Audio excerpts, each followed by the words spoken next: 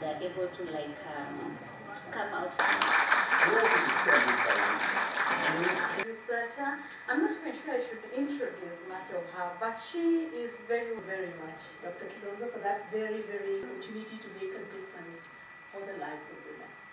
Through my engagements with the private sector at different levels, we have created a unique collaboration model that has inspired action for increased resources for HIV control, maternal and child health, and sexual reproductive health issues.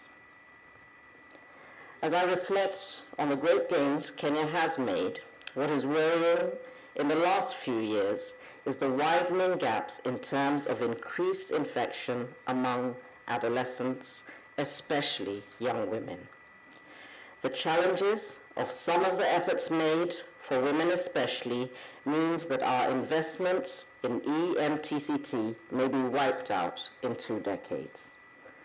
We must pay closer attention to the right approach to communicate to our youth, address factors that are driving the HIV epidemic, such as sexual violence, poverty, and gender inequality, address resource allocation and appropriate people-centered interventions that will effectively meet the needs of our target populations. We must eliminate bottlenecks and advocate for increased harmonization, for better integration and coordination to strengthen our health systems.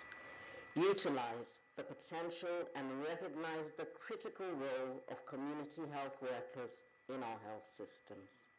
Above all, we must remain